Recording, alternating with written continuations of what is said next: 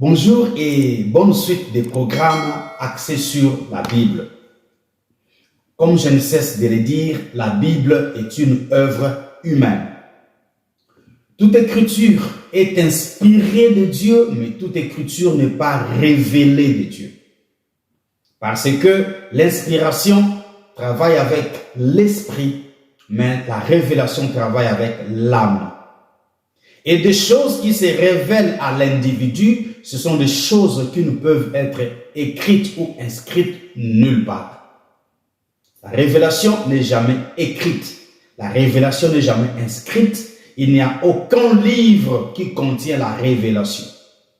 Ça n'existe pas. Mais c'est inspiré que les hommes perçoivent des choses des différentes dimensions de l'esprit pour pouvoir les inscrire sous forme de textes. Et alors, l'inspiration est différente de la révélation. Je suis en train de parler de certains livres, quelques glorieux livres qui ont été omis par les collecteurs de la Bible parce que, je ne cesse de le dire, la Bible est une œuvre de l'homme. C'est l'homme qui a collectionné les différents livres pour faire à son gré un livre appelé la Bible, dérivant du grec biblia pour signifier bibliothèque, l'ensemble de plusieurs livres. Alors, nous trouvons des livres qui sont mentionnés dans la Bible, mais qui malheureusement ne se trouvent pas dans la Bible. Parmi ces livres, nous avons découvert les livres des guerres de l'Éternel mentionnés dans Nombre chapitre 21 au verset 14. Nous avons aussi découvert les livres du juste mentionnés dans Josué chapitre 10 au verset 13. Et dans 1 Chronique chapitre 29 au verset 29, là il est parlé du livre de Samuel le voyant, pas le prophète, mais Samuel le voyant. Aussi, le livre de Nathan le prophète, pas le prophète Nathan. Et aussi le livre de Gad le prophète, G-A-D, Gad le prophète. 3 autres livres sont mentionnés dans 2 Chroniques chapitre 9 au verset 29. Il s'agit du livre de Nathan le prophète, la prophétie d'Akija de Silo et les révélations de Jido, le prophète. Loin de moi la pensée de pouvoir vous présenter des discours séduisants, mais je me tiens là pour pouvoir vous aider à vous rétablir dans la vérité, afin que vous puissiez croire la chose correcte et d'une manière réfléchie. Parce que la Bible a été collectionnée par l'intelligence de l'homme. Dans le livre d'Esther, par contre, au chapitre 2, verset 23, il est parlé des livres de chroniques en présence de rois. Là, nous étions encore dans l'Ancien Testament. Ici, nous parachutons maintenant dans le Nouveau Testament. Dans 2 Timothée chapitre 3, verset 8, il est écrit « De même que Janès et Jambres s'opposèrent à Moïse, de même ces hommes s'opposent à la vérité, étant corrompus d'entendement, réprouvés en ce qui concerne la foi. » Ici, nous venons trouver les noms Janès et Jambres comme étant ceux qui se sont opposés à Moïse. Pourquoi ces deux noms-là ne figurent pas dans Exode chapitre 7? Était-ce pour des raisons inconnues? Était-ce pour garder la révélation? Il n'y a rien de révélation là-dedans. Rien du tout. Parce que c'est déjà écrit, la révélation n'est jamais écrite. Pour clore la Bible, nous sommes dans Apocalypse chapitre 2 au verset 13. Je sais où tu demeures, je sais que là est le trône de Satan.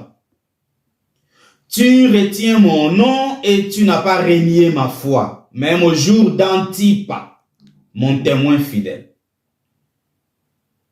qui a été mis à mort chez vous là où Satan a sa demeure. Et ici, ce message s'adressait à Pergame, la ville appelée Pergame. Et selon le récit, selon Apocalypse chapitre 2, le verset 13, c'est dans la ville d'Asie mineure appelée Pergame que se trouvait le trône de Satan, et c'est là que Satan avait sa demeure, et c'est là que se trouvait un ministre de l'évangile, un défenseur de la vérité, un témoin fidèle du nom d'Antipas.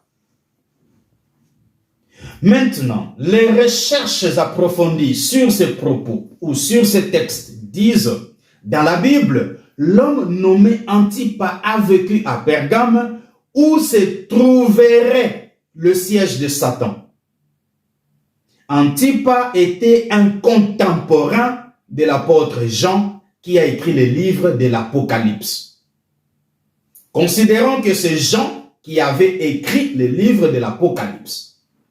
Alors, Antipas serait son contemporain. Donc ici, il est parlé d'Antipas qui a existé sans exister dans la Bible. Ici, il est parlé d'Antipas, un homme qui a défendu la foi, un homme qui s'est tenu pour la vérité, un homme qui a été fidèle au point d'être nominé le témoin fidèle. Et ici, c'est l'ange qui instruit Jean, qui dit « mon témoin fidèle, Antipas ». Donc, Antipas était le témoin fidèle de l'ange qui était venu s'entretenir avec Jean dans l'île appelée Patmos. Maintenant, où est le récit concernant Antipas? Qu'est-ce qu'il a pu faire dans la vie? Qu'est-ce qu'il a pu réaliser en tant que ministre, en tant que témoin fidèle? Lui qui s'est tenu tête haute au milieu des adorateurs de Satan, parce que c'est dans la ville d'Asie mineure appelée Pergame que se trouverait le siège de Satan, où Satan demeurerait. Alors, un homme qui a posé de tels actes de bravoure et digne de foi, pourquoi n'est-il pas parlé de lui? Pourquoi il vient juste apparaître une seule fois dans la Bible, dans Apocalypse chapitre 2 au verset 13? Je me suis posé ces questions et j'en suis arrivé à cette conclusion. La Bible n'est pas complète. Il y a d'autres textes, il y a d'autres prophéties, il y a d'autres livres, il y a d'autres lettres, il y a d'autres écrits, il y a d'autres écritures dont la Bible parle, mais qui ne sont pas dans la Bible. Alors c'est de votre devoir de connaître toutes ces choses. C'est de votre droit de connaître toutes ces choses. Les gens ont toujours tendance à dire, la Bible est complète pour notre foi. Je lis vos commentaires et je vous comprends. La Bible est complète pour votre foi avec combien de livres? Avec combien de paroles de Dieu? Parce que la Bible est remplie de récits, remplie de paroles d'hommes. Il y a même les paroles de Satan dans la Bible. Dans Genèse chapitre 3 et dans Matthieu chapitre 4, il y a les paroles de Satan. Alors, votre foi est-elle accomplie avec les 66 livres? Ne parlez pas alors d'Enoch, parce que vous n'avez pas un livre parlant d'Enoch, où Enoch parle dans votre Bible. Ne parlez pas d'Antipas, ne parlez pas de Jeannès et Jambres, parce que ils ont existé, mais vous n'avez aucune preuve de leur vie sur terre par rapport à la Bible. Ça a été un grand plaisir pour moi de vous accompagner dans ce programme et je vous fixe rendez-vous pour bientôt et très bientôt pour un autre numéro. Au revoir.